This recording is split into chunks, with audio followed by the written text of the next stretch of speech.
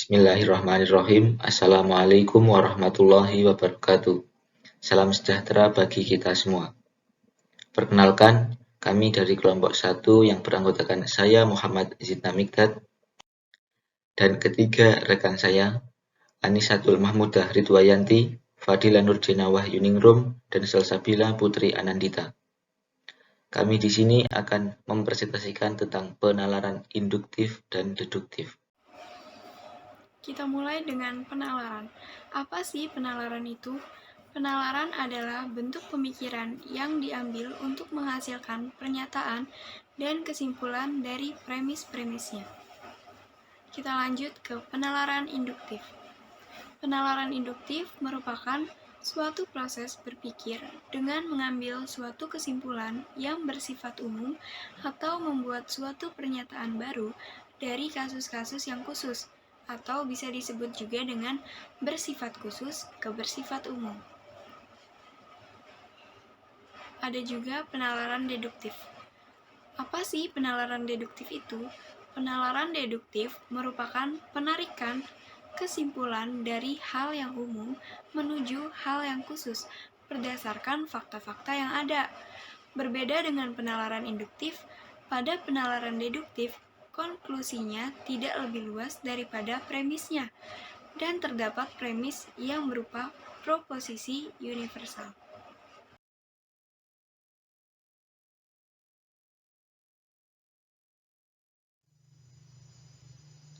Nah, setelah tadi dijelaskan mengenai pengertian dari penalaran induktif dan deduktif, sekarang saya akan menjelaskan bagaimana penalaran induktif dapat digunakan dalam menarik kesimpulan pada soal matematika. Pada contoh pertama, di sini terdapat premis, di mana premis adalah pernyataan yang diketahui benar atau dianggap benar. Untuk premis pertama, yaitu 1/4 tambah 1/2 sama dengan 2/8 tambah 4/8 sama dengan 6/8. Lalu premis kedua, 1/2 tambah 2/3 sama dengan 3/6 plus 4/6 sama dengan 7/6. Lalu premis ketiga, 1/2 tambah 2/5 sama dengan 5/10 tambah 4/10 sama dengan 9/10. Nah, dari sini dapat diambil kesimpulan di mana M per A tambah N per B sama dengan M kali B per A kali B tambah N kali A per A kali B sama dengan M kali B tambah N kali A per A kali B, dengan A tidak sama dengan 0 dan B tidak sama dengan 0. Nah, dalam contoh kedua kali ini, kita dapat menggunakan penalaran induktif untuk menarik kesimpulan dalam penurunan luas daerah jejer ginjang dengan pendekatan luas daerah persegi panjang. Untuk langkah-langkahnya, pertama, buatlah jejer ginjang lalu potong pada salah satu bagian yang miring menurut garis tinggi DE.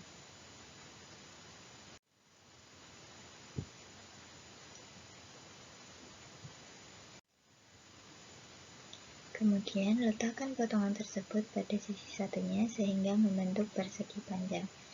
Nah, seperti yang dapat kita lihat pada gambar, di sini kita telah memotong garis AE.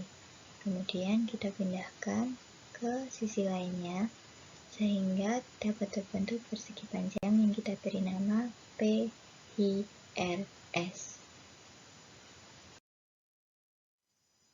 Nah, sehingga dapat kita tuliskan rumus penurunannya, luas ABC sama dengan luas PHRS, di mana rumus luas PHRS adalah PH kali HR, sehingga sama dengan AB kali D. Mohon maaf, ini bukan DE, tapi AE. Lalu PH sama dengan AB dan HR sama dengan bukan DE tapi AE. HR sama dengan AE. Jadi, rumus luas ABCD sama dengan AB kali AE. Jadi, rumus luasnya sama dengan alas kali tinggi. Kesimpulannya, untuk mencari luas jajar genjang, rumus yang digunakan adalah luas sama dengan alas kali tinggi. Nah, dari kedua contoh ini dapat kita tarik kesimpulan bahwa penalaran induktif digunakan dari premis-premis yang sifatnya khusus ke kesimpulan yang lebih luas. Oke, selanjutnya ada contoh penalaran deduktif. Telah disampaikan sebelumnya bahwasanya penalaran deduktif adalah penarikan kesimpulan dari hal yang umum ke hal yang khusus. Di sini saya akan memberikan contoh penalaran deduktif tersebut. Ada kata premis dan simpulan. Apa sih itu premis dan simpulan? Premis adalah pernyataan yang diketahui benar atau dianggap benar. Sedangkan simpulan adalah kesimpulan dari premis. Di sini contoh premis ada M per A ditambah N per B sama dengan MB per AB ditambah NA per AB sama dengan MB ditambah NA per AB dengan A tidak sama dengan 0 dan B tidak sama dengan 0. Premis ini mirip seperti rumus suatu pecahan yang berbeda menyebutkan? Ya, kalau menurut saya menyimpulkan sendiri bahwa premis kalau di penalaran deduktif ini seperti rumus umum suatu masalah yang ada di matematika. Kalau di sini saya mengambilnya rumus umum yang ada di pecahan bilangan yang penyebutnya berbeda. Nanti dari premis itu dapat disimpulkan apabila ada suatu pecahan, yaitu contohnya di sini ada setengah ditambah 2/5. Cara mengerjakannya itu seperti premis yang tadi telah dijelaskan, yaitu MB ditambah NA per AB. Jadi, setengah ditambah 2/5 itu kita samakan dulu penyebutnya 10. Nanti jadi 5 ditambah 4 sama dengan 9/10. Jadi, kesimpulannya, simpulan ini adalah penerapannya dari premis. Premis kalau menurut saya adalah rumus umum.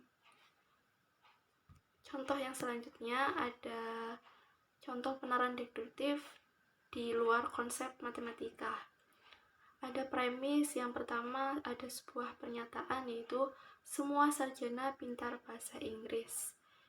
Sama artinya dengan jika seorang sarjana maka dia pintar bahasa Inggris. Yang kedua, Destio adalah sarjana. Premis ini masih bersifat umum kan? Ketika kita kekhususkan, disimpulkan, Destio adalah seorang sarjana. Otomatis dia akan pintar bahasa Inggris. Itulah beberapa contoh penalaran deduktif menurut saya. Sekian presentasi yang dapat kami sampaikan. Apabila terdapat penyampaian materi yang kurang tepat, kami mohon maaf yang sebesar-besarnya. Setelah ini kami membuka sesi diskusi di Elena. Bagi teman-teman yang ingin bertanya atau memberikan tanggapan, kami persilahkan. Akhirul kalam, billahi taufiq wal hidayah, wa ridho wal inayah. Wassalamualaikum warahmatullahi wabarakatuh.